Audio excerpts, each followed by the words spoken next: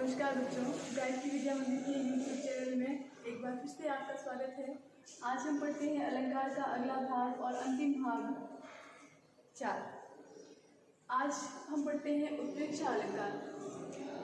उत्प्रेक्षा अलंकार में क्या होता है, जब उपमेय में उपमान की, उपमेय में उपमान की, उपमेय क्या है और उपमान क्या है ये तो हम अच्छे से समझ चुके हैं कि उपमेय वो वस्तु जिसका वर्णन किया जा रहा है, जो प्रस्तुत है, जिसकी हम बात कर रहे हैं, उसे हम उपमेय कहेंगे।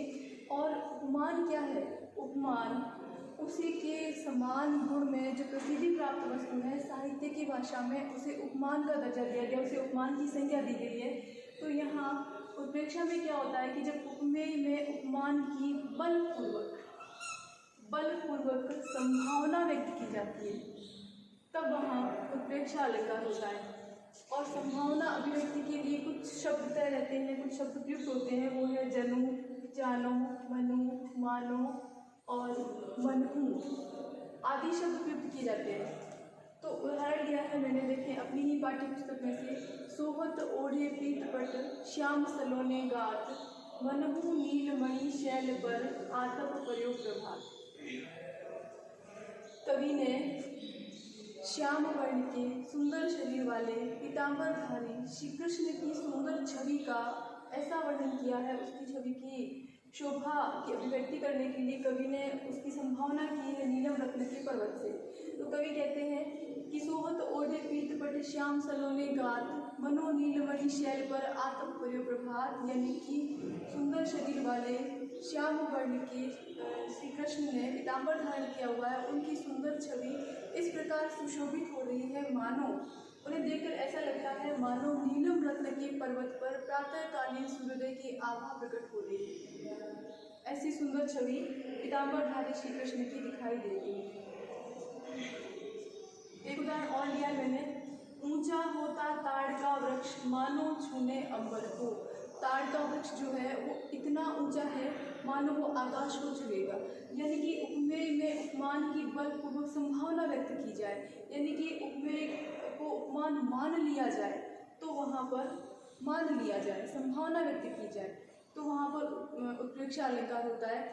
अब हम एक बार फिर से बात करते हैं उपमा, रूपक और उत्प्रेक्षा, तीनों की हम एक साथ बात करते हैं। तो उपमा में क्या होता है, उपमा में हमने देखा कि उपमेय की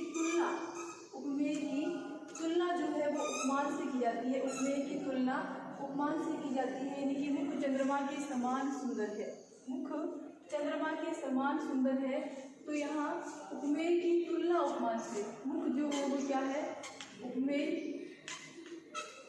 और चंद्रमा उपमान के समान, ये तुलनावाचक शब्द है, के समान। उपमा में उपमेय की तुलना उपमान से होती है, मुख चंद्रमा के समान सुंदर है, तब तो हो जाएगा अपना उपमा अलंकार। और फिर बात करते हैं हम रूपक की। रूपक में क्या होता है, उपमेय में उपमान का अभेद आरोप होता है, उपमेय में उपमान का अभेद आरोप होता है, यानी कि उपमेय को उपमान ही मान लिया जाता है। मुख चंद्र यानी कि मुख को चंद्र बता दिया, मुख चंद्रमा के समान है, तब तो हो जाएगा उपमा। और मुख चंद्र है तब हो जाएगा रूपक, चरण कमल है तब हो जाएगा रूपक, माया दीपक नरपतन अंबर परिहट।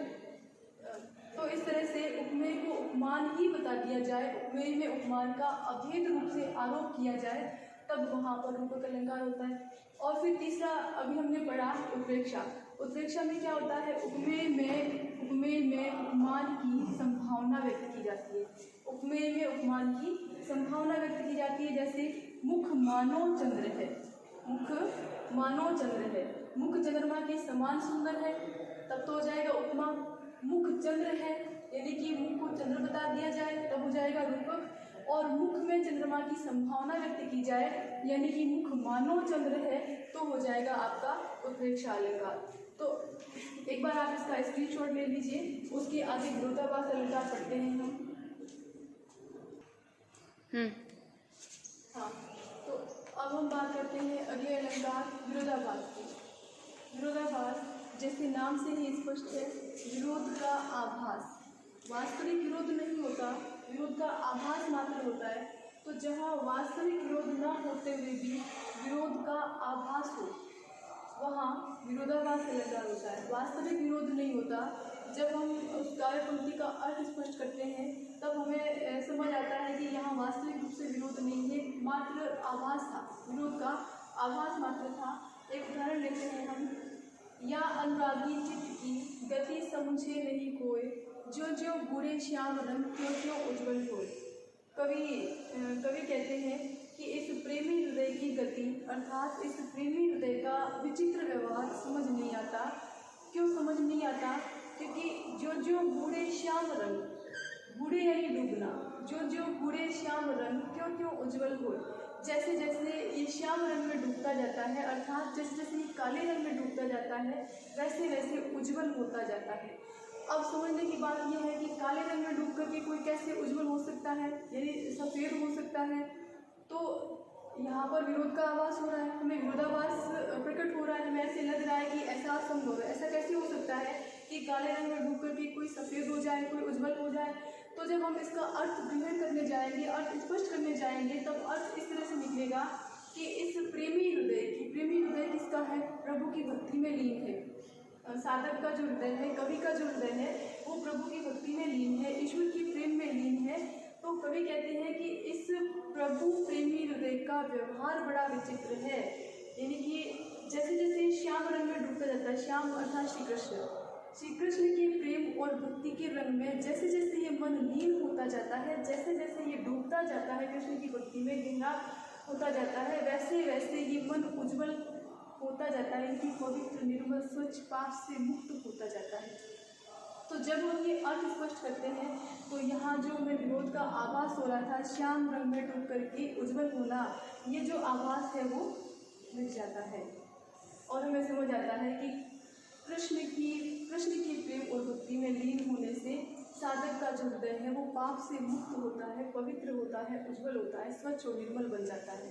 तो इस प्रकार वास्तविक विरोध नहीं होता है, विरोध का आभास मात्र होता है। आपकी अपनी पाठ्य पुस्तक में कवि हरिवंश राय बच्चन जी की जो कविता है आत्मपरिचय, उसके अंदर विरोधाभास अलंकार के बहुत सारे उदाहरण हैं। कवि कहते हैं कि जब जीवन का भार लिए फिरता हूँ फिर भी जीवन में प्यार लिए फिरता हूँ। जब जीवन का भार और फिर भी जीवन में प्यार, ऐसा कैसे हो सकता है? यानी कि कवि के जीवन में सांसारिक उत्तरदायित्व है, किंतु उन उत्तरदायित्व के होने के बाद भी कवि ने अपने जीवन प्रेम पक्ष को उपेक्षित नहीं किया है।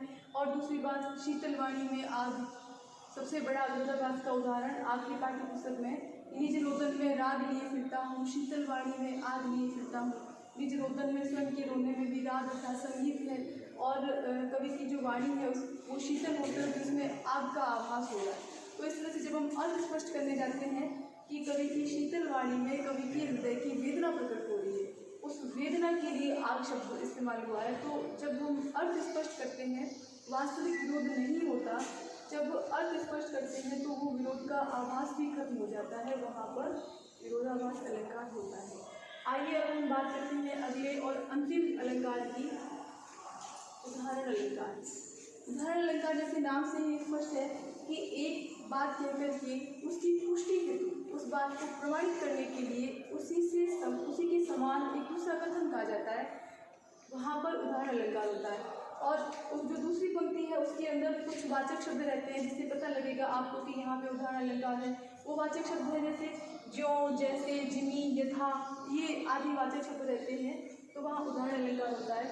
आइए हम इसको उदाहरण से ही समझते हैं। जो पावे अति उच्च पद ताको पतन निदान, यानी कि एक सामान्य कथन कहा है, एक बात कही है कहने वाले ने कि जो अत्यधिक ऊंचा पद प्राप्त कर लेता है उसके बाद में ताको पतन निदान, यानी कि उसका निदान, उसका उपाय, उसका इलाज एकमात्र पतन है, अवनति है। यानी कि अधिक से अधिक उन्नति प्राप्त कर लेने के बाद उसका एकमात्र निदान जो है, उसका एकमात्र हल जो है वो है उसका पतन। उदाहरण दिया है कवि ने इस बात को प्रमाणित करने के लिए कि जो अत्यधिक ऊंचा पद प्राप्त कर लेता है अवनति ही उसका निदान है। तो इस बात को समझाने के लिए, इस बात को प्रमाणित करने के लिए कवि ने लोक में प्रचलित, लोक में प्रसिद्धि प्राप्त, लोक में मान ली गई सार्वभौमिक सत्य की बात को लिया है। उदाहरण के रूप में कवि कहते हैं जो तपी तपी मध्याह्न लो अस्त होते हैं भान, जैसे, यानी कि जैसे सूर्य जो है वो सूर्योदय से लेकर के दोपहर तक, मध्याह्न तक बिल्कुल अपने प्रचंड तेज में हो जाता है सूर्य, किंतु उसके बाद क्या होता है? उसके उसके बाद धीरे धीरे धीरे फिर उसका तेज कम बढ़ने लगता है।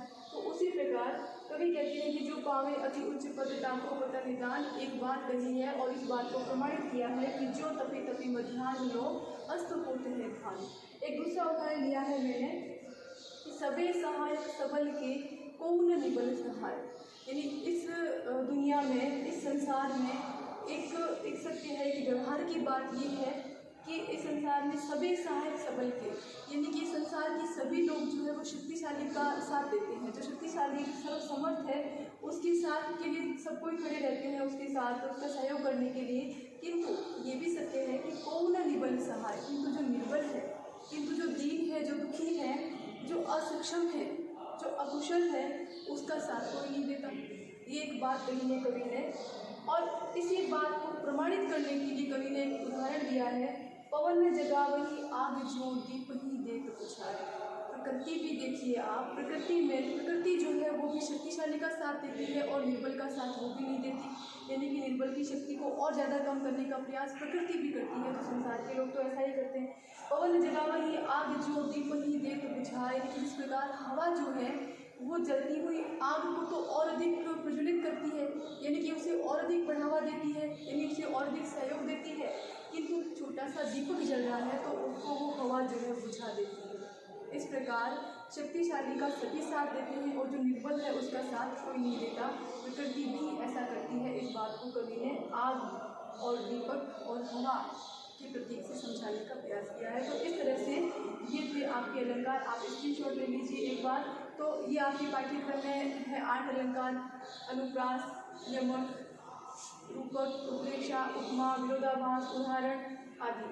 उम्मीद करती हूँ कि आपको समझ में आ गए होंगे। आप इनका एक अच्छे से स्क्रीनशॉट ले लें और एक बार फिर से इनको अच्छे से पढ़ लें। धन्यवाद।